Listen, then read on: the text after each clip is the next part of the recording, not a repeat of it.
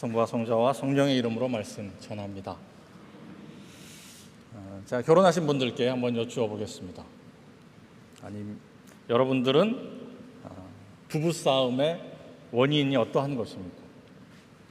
만약에 결혼 안 하신 분들은 연애를 하고 계시면 그 대상자나 아니면 연애도 못하고 있다 그러면 친구들과 여러분들은 어떠한 연유로 인해서 다툼을 시작하십니까? 저의 경우는 왜 그렇게 하지 않느냐, 다른 말로 하면 왜 그런 식으로 하느냐라는 것입니다. 그 속에는 왜 나를 무시하느냐라고 하는 감정이 담겨 있습니다. 사소한 것에서 시작하는데요. 신혼 초 밀린 빨래를 함께 접는데 내 입장에서 아내가 수건을 이상하게 접는 겁니다. 그래서 묻는 거죠. 왜 수건을 이렇게 접어? 아내가 말똥말똥 저를 쳐다보면서 말합니다. 나는 평생 집에서 이렇게 접어왔는데. 저는 또 얘기합니다. 그렇게 접으면 안 되지. 무식하게. 아내가 무식하게 이러면서 시작됩니다. 또 한 번은 화장실에 갈 때 젖은 수건이 걸려 있는 겁니다. 그래서 제가 아내한테 부탁합니다.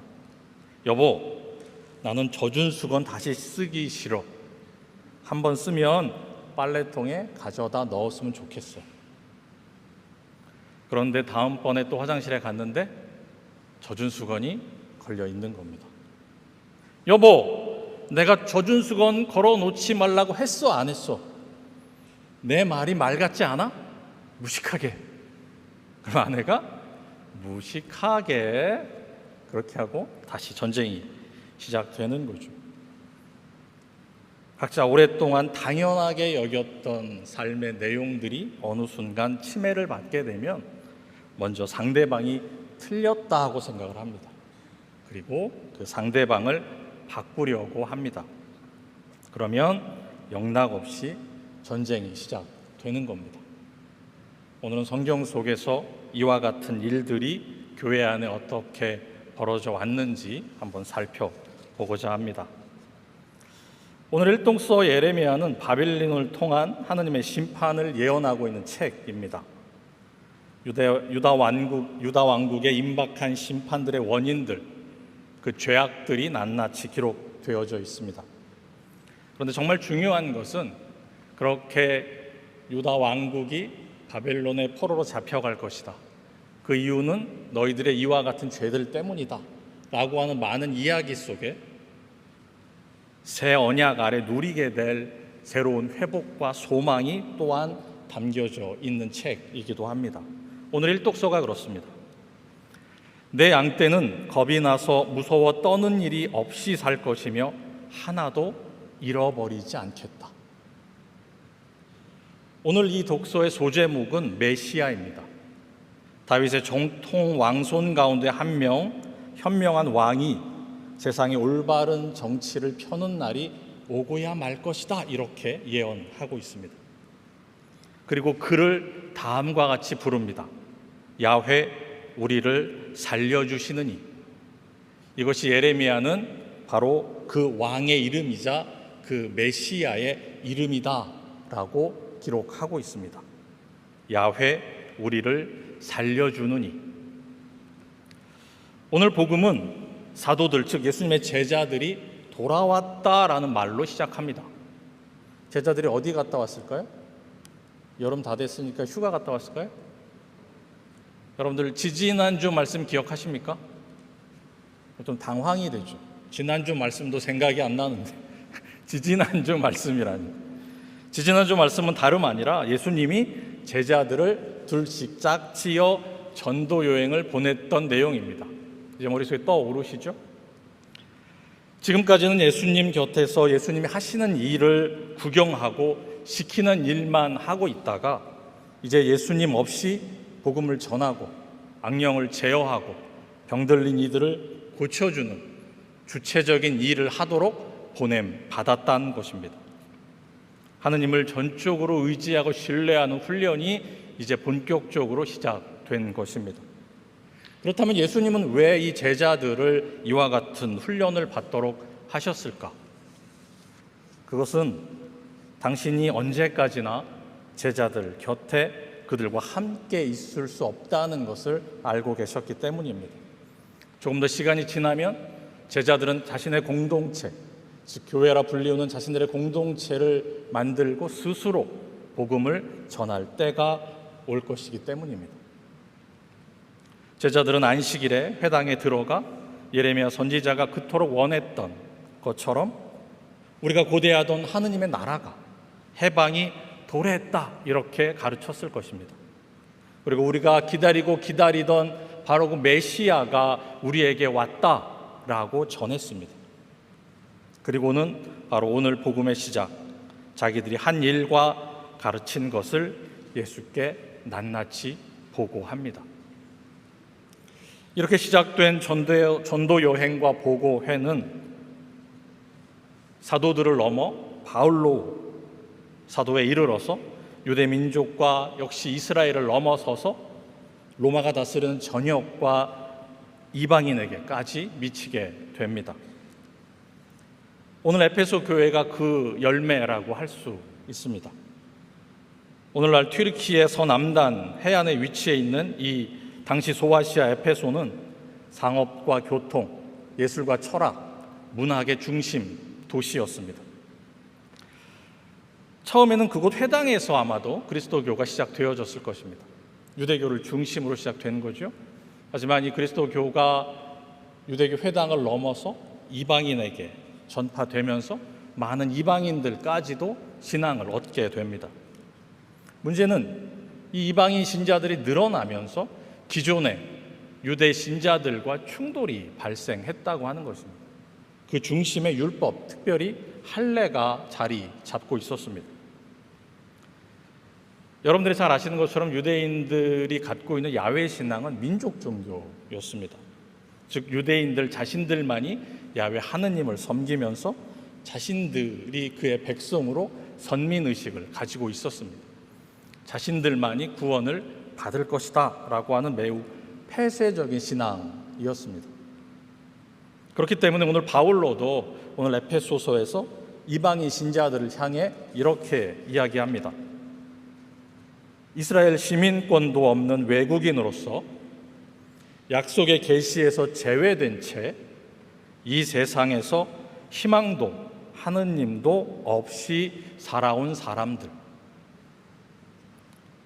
왜냐하면 유대인들은 이방인들이 할례를 받지 않았기 때문에 그렇다라고 생각했습니다.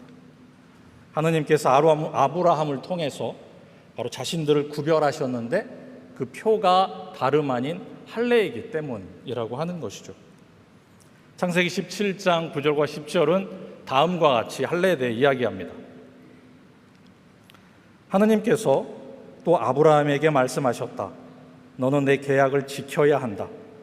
너뿐 아니라 내 후손 대대로 지켜야 한다. 너희 남자들은 모두 할례를 받아라.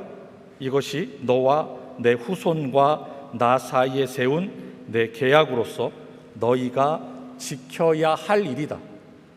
해도 되고 안 돼도 되는 게 아니라 너희들이 꼭 반드시, 너희뿐만 아니라 너희 후손들도 반드시 지켜야 한다라고 하는 명령이었습니다. 그렇기 때문에 예수를 따르는 유대인 신자들, 그 전도자들조차도 여전히 이방인들이 이 율법에서 명하는 할례를 행하지 않으면 하느님의 백성이 될 수 없다고, 구원을 받을 수 없다고 가르쳤습니다. 그럼 여러분들 생각에 떠오르는 생각이 있잖아요. 그럼 할례를 받으면 되잖아. 근데 문제는 오늘날 수술처럼 이 할례라고 하는 게 쉽지 않았다라고 하는 겁니다. 당시 태어난 지 8일 정도 되면 할례를 행했는데 그때 행했던 칼이 메스가 깨진 사기였습니다. 그리고 당시에는 소독약도 없었고 마취도 할 수 없었습니다. 그렇기 때문에 성인이 할례를 받는다라고 하는 건 짐짓 목숨을 내놓는 일이기도 했습니다. 그리고 또 하나의 문제는 누군가 정말 할례를 받더라도 그 상처가 낫는 기간 동안 모든 경제 활동을 포기해야만 했습니다. 절대로 침대 밖으로 나아갈 수 없었기 때문이라고 하는 것이죠. 그리고 무엇보다 가장 큰 문제는 이 할례를 받는다고 하는 것은 자기가 기존에 소속되어져 있던 공동체에서 그 보호로부터 나갈 수밖에 없다라고 하는 겁니다. 버림받을 수밖에 없다라고 하는 겁니다. 왜냐하면 할례라고 하는 건 이제 자기가 자기 공동체를 떠나 유대인이 되겠다라고 하는 선포였기 때문이라고 하는 겁니다. 그렇다 보니까 바로 이방인이 이렇게 할례를 받아서 교회로 들어온다라고 하는 것, 이 자체는 역설적으로 이방인이 하느님을, 예수님을 믿지 못하게 하는 매우 큰 장벽이 당시 되었다라고 하는 것이죠. 그런데 사도행전 15장 초대교회에서 이 할례 논쟁의 종지부를 찢는 장면이 나옵니다. 바로 안티오키아 교회에서 벌어진 일인데요. 안티오키아 교회는 이방 교회에서 첫 번째로 만들어진 교회입니다. 바로 바울로와 바르나바가 세운 교회인데요. 현재 시리아와 튀르키예 그 사이에 위치해 있었습니다. 가장 먼저 여기에서 할례 논쟁이 발생합니다. 안티오키아 교회는 이 문제를 해결하기 위해서 바울로와 바르나바를 베드로가 있는 예루살렘으로 보냅니다. 가서 이 문제 때문에 교회가 깨질 수 있을 것만 같으니 해답을 찾아오라라고 하는 것이죠. 이들이 예루살렘에 도착하자 사도들과 원로들은 다 함께 모여 회의를 진행합니다. 성경에는 오랜 토론과 논쟁이 벌어졌다 이렇게 이야기하고 있습니다. 그리고 베드로가 나서서 결론을 이야기합니다. 다음과 같습니다. 내 의견은 하느님께로 돌아오는 이방인들을 괴롭힐 것이 아니라, 할례로 괴롭힐 것이 아니라 다만 우상에게 바쳐진 더러워진 것을 먹지 말고 음란한 행동을 하지 말고 목 졸라 죽인 짐승의 고기와 피를 먹지 말라고 편지를 띄웠으면 합니다. 즉 더 이상 이방인들에게 할례를 요구하지 않겠다라고 하는 선언입니다. 근데 문제는 사실 이전까지는 이 할례라고 하는 것은 토론이나 논쟁의 대상이 될 수 없었습니다. 왜냐하면 앞서 제가 말씀드린 창세기의 이야기처럼 이거는 하느님과 당시 유대인 사이의 계약이었습니다. 계약은 함부로 깨트릴 수가 없는 것일 뿐만 아니라 이것은 더불어서 하느님의 명령이셨습니다. 이것을 통하여 구원 받느냐 안 받느냐, 하느님의 백성이 되느냐 안 받느냐의 문제였다라고 하는 겁니다. 그런데 사도들이 논쟁을 벌였다라고 기록하고 있습니다. 의논했다라고 기록하고 있습니다. 오랜 토론을 벌였다라고 기록하고 있습니다. 그리고 그 결론으로 낸 것이 소수인 상대방, 즉 이방인들을 바꾸겠다라고 하는 것이 아니라 다수이자 주류인 자신들, 오랜 몇천 년간 쌓아온 그 전통, 그것을 바꾸겠다라고 결정을 내렸다라고 하는 것입니다. 이것은 교회사에서 매우 획기적인 결정이라고 할 수 있습니다. 저는 바로 이것이 오늘 에베소 교회를 향하여 바울로가 이야기한 평화의 복음이라고 생각합니다. 그리스도야말로 우리의 평화이십니다. 그분은 자신의 몸을 바쳐서 유다인과 이방인이 서로 원수가 되어 갈라지게 했던 담을 헐어버리고 그들을 화해시켜 하나로 만드시고 율법 조문과 규정을 모두 폐지하셨습니다. 평화의 복음은 핵심은 서로 다른 둘이 한 몸을 이루는 것입니다. 누구나 다 함께 이 평화의 기쁜 소식, 이것을 누리는 것입니다. 우리는 하느님이 거하시는 성전입니다. 바로 예수께서 모퉁이돌 그 중심이 되시고 그것을 중심으로 서로 연결되고 점점 커져서 거룩한 성전, 즉 하느님의 집을 이루는 것입니다. 그렇기 때문에 교회는 갈라서는 곳이 아닙니다. 교회는 나뉠 수 있는 곳이 아니라고 하는 겁니다. 오히려 교회는 합해야 하고 나와 다른 사람들을 보듬어야 한다라고 하는 것입니다. 교회는 나의 정체성을 고수하는 것이 아니라 타인, 즉 다른 사람의 정체성을 인정해 주는 곳이라고 하는 겁니다. 나를 위해서 네가 바뀌어야 된다라고 이야기하는 곳이 아니라 과감하게 너를 위해서 내가 바뀌겠다라고 이야기하는, 선포하고 그렇게 행동하는 곳이 교회여야 한다라고 하는 것입니다. 힘겹게 복음을 전하고 모인 제자들의 보고가 수그러들자 예수님이 말씀하십니다. 따로 한적한 곳에 가서 좀 쉬자. 물론 예수님과 제자들은 쉴 곳을 찾는 와중에도 많은 사람들이 목자 없는 양같이 모여 있는 것을 보시고 여러 가지로 가르치셨습니다. 그리고 또 병자들이 모이자 고쳐 주십니다. 저는 이것이 교회의 모습이어야 한다라고 생각합니다.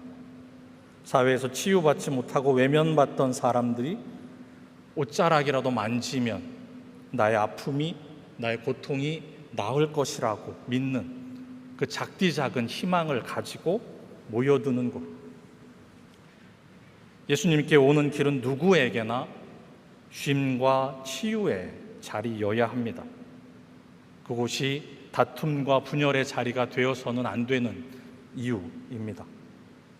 저와 여러분이, 그리고 우리 주교자 성당이 모두를 차별 없이 받아들여 하나가 되는 교회가 될 수 있기를 바랍니다. 모두가 하나가 되는 이 평화의 복음보다 더 큰 가치, 더 큰 쉼, 더 큰 위로는 이 땅에 없기 때문입니다. 무엇보다 우리 예수님의 이름이 다름 아니라 야훼, 우리를 살려주느니, 바로 예레미야가 꿈꾸고 예레미야가 기다리고 기다렸던 바로 그 메시아, 우리를 살려주는 이이기 때문입니다. 성부와 성자와 성령의 이름으로 말씀드렸습니다.